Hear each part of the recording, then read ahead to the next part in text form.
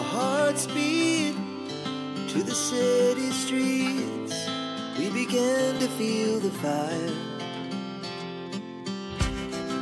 We rise like tall buildings as the chemicals they take us higher. नमस्कार, तुमच्या आणि माझ्या म्हणजेच मराठी शारदा ब्लॉग्समध्ये सर्वांचं स्वागत आहे. तर सकाळची मॉर्निंगची टाईम आहे आणि हा ब्लॉग आहे महाशिवरात्रीच्या दिवशीचा. तर सकाळचे 6:30 वाजलेले. तसे मी 6लाच उठले.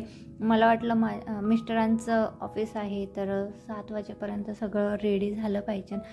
तर माझ्याबरोबर प्रँक झाल्यासारखं झालं, म्हणजे मी विसरून गेले. मिस्टरांनी आदल्या दिवशी सांगितलेलं की माझा ऑफिसचा जो टाईम आहे तो लेट आहे, म्हणजे 9ला जाणार मी. पण माझ्या लक्षातून गेलं आणि मी माझ्या टाईमनुसार उठले, 6ला उठले आणि मी लागलेले कामाला. नंतर मी त्यांना उठवते तर ते म्हणाले अरे मला तर लेट जायचं आहे. तर म्हटलं आधी तर मी झोपायला गेले, म्हटलं चला थोडंसं लेट उठू. पण नंतर म्हटलं नको, उठले लवकर तर चला आपले कामं वगैरे करून घेऊ आणि ब्लॉग पण शूट करू. तर लवकर उठले तर माझे सर्व काही कामंसुद्धा खूप लवकर झाले त्या दिवशी. तर लवकर उठण्याचे फायदे पण आहेत खूप. तर पण मी लवकर उठते सकाळी. तसं सॅटर्डे संडे जेव्हा पण सुट्टी असते तेव्हा थोडंसं 1-1.5 तास लेट उठत असते. तर मी सगळ्यात आधी मग त्यांना समजल्यानंतर लेट जायचं आहे म्हणून तर मी माझ्या क्लिनिंगला वगैरे लागले. तसं मी ऑफिसनुसार पहिल्यांदा मग त्यांचं ऑफिस जसं असतं किंवा मुलांचं जे स्कूल टायमिंग असतं त्यानुसार आधी मला टिफिनच बनवावं लागतो.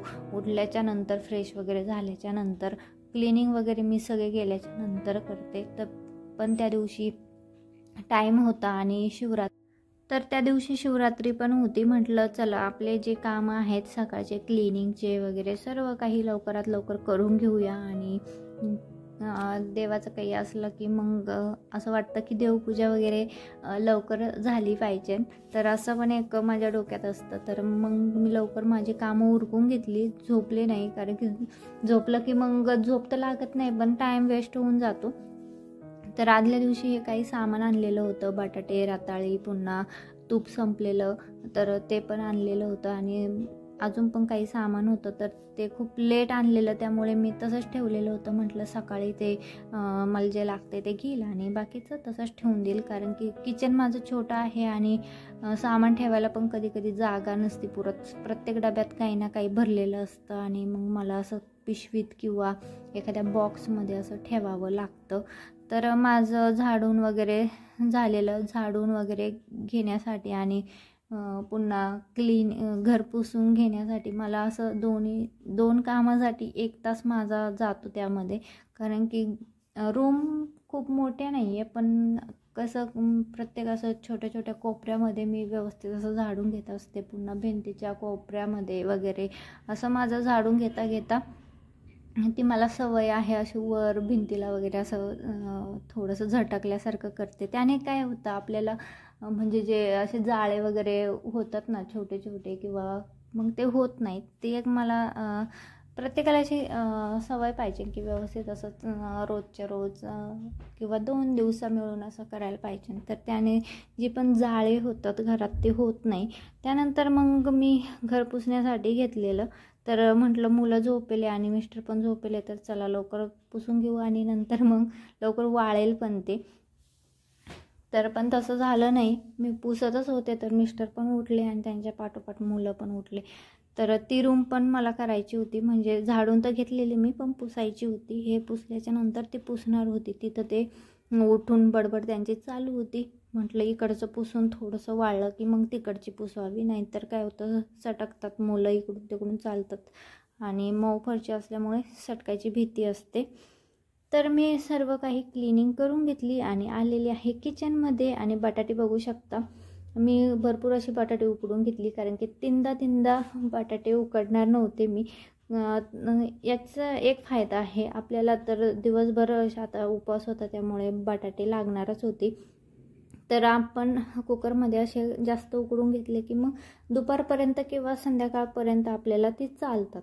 जी लागतात ते सोलून घेतली आणि जी लागत नाही ती मी अशा डब्यामध्ये झाकून ठेवलेली. आणि शेंगदाणे पण भरपूर असे भाजून घेतलेले 1 खर्टी, किंवा तुम्ही आठवडाभराचे किंवा महिनाभराचे असे किंवा 15 दिवसाचे असे एकट्टे भाजून डब्यामध्ये ठेवू शकता. त्याने काय होतं, आपला टाईम पण वाचतो आणि भरपूर काही मेहनत पण वाचते. तीनदा आपली भांडी पण खराब होत नाही किंवा बाकीच्या वेळेस आपल्याला जेव्हा भाजीला वगैरे भाजायची पण गरज पडत नाही. तर अशा पद्धतीने तुम्ही शेंगदाणे भाजून ठेवू शकता. किंवा असे एखाद्या दिवशी आपली आषाढी एकादशी असते, सगळ्यांनाच उपवास असतो, किंवा महाशिवरात्री म्हणा, अशा वेळेस तुम्ही असे एकट्टे भाजून ठेवू शकता. किंवा मग असे एकट्टे बटाटेसुद्धा उकडून ठेवू शकता. आपल्याला तीनदा उकडायची किंवा भाजायची गरज पडणार नाही. तर रताळी आणलेली, रताळी पण मी पाण्यात अशी ठेवलेली, कारण की त्याला थोडीफार अशी माती असते. तर म्हटलं बाकीचे कामं होईपर्यंत हे पण व्यवस्थित पाण्यामध्ये भिजेल आणि माती जी आहे ती निघून जाईल. तर मुलांसाठी खिचडी आणि टिफिनसाठी मी खिचडी बनवलेली, तर मुलांना दिलेली, ते फ्रेश वगैरे होऊन आलेले. आणि त्यानंतर मग मी माझी देवपूजा वगैरे सर्व काही करून घेतलेलं व्यवस्थित असं, कारण की मुलांना आधी खायला दिले की ते गपचिप बसतात आणि धिंगाणा वगैरे मग कमी होतो त्यांचा. नाही तर आपण देवाकडे हे लक्ष असतं आपलं आणि त्यांचं चालू असतं, मम्मी भूक लागली, मम्मी हे खायला दे, मम्मी ते खायला दे. म्हटलं आधी त्यांना खाण्यासाठी देऊन करून घ्यावं आणि ते गपचूप खातील आणि माझी देवपूजा पण शांतपणे होईल. तर देवपूजा झाल्याच्या नंतर मग मी माझे जे पण थोडेफार कामं उरलेले होते ते दुपारचे वगैरे मी करून घेतलेले. तर मुलांना खिचडी हा प्रकार खूप आवडतो, पण दिवसभर त्यांना खिचडीच आवडते. बाकीचे रताळी किंवा बाकीच्या ज्या वस्तू असतात त्या अजिबात आवडत नाही उपवासाच्या. तर ठीक आहे, याने तर पूर्ण दिवसभर खिचडीवरतीच होता, खिचडी आणि फ्रूट, केळी असं हेच खात होता तो. तर मी आवळा कँडी बनवलेली, म्हणजे छोट्याशा मिनी ब्लॉगमध्ये कशी प्रोसेस केलेली ते दाखवलेली आहे. नवीन प्रयोग म्हणून असं काहीतरी टायटल आहे त्याचं. तर 2 दिवस मी हे त्या शुगरच्या सिरपमध्ये असं भिजवत घातलेलं आणि जेव्हा पण लक्षात येईल तेव्हा मी त्याला असं आलटून पालटून हलवायचे त्याला. आणि फायनली 2 दिवस कंप्लीट झाल्याच्यानंतर असं गाळून घेतलेलं आणि नंतर मी सुकवायला घालणार हे उन्हामध्ये व्यवस्थित असं. तर खूप छान आणि खूप मस्त अशी कँडी बनते याची. मी पहिल्यांदाच केली पण खाल्लेली आहे भरपूर वेळेस.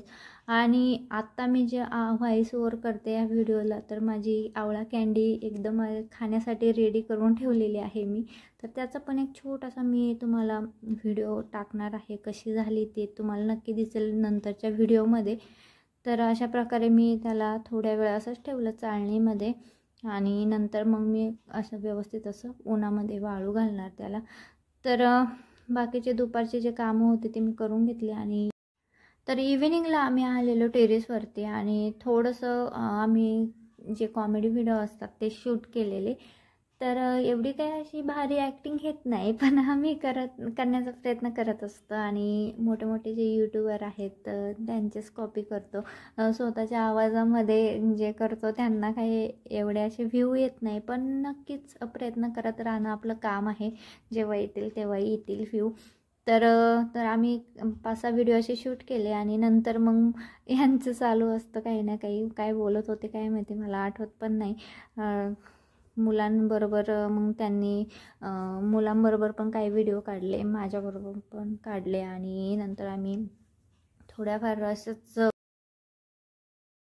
थोडा वेळ इथेच घालवला आणि मुलं पण खेळत होती. तर अशा पद्धतीने माझं मॉर्निंग टू इव्हिनिंगचं रुटीन असतं. तर कसं वाटलं तुम्हाला आजचा हा ब्लॉग? आवडला तर नक्की लाईक करा, चॅनलवरती नवीन असेल तर सबस्क्राईब करा. तर चला भेटूया पुढच्या व्हिडिओसोबत, तोपर्यंत बाय बाय.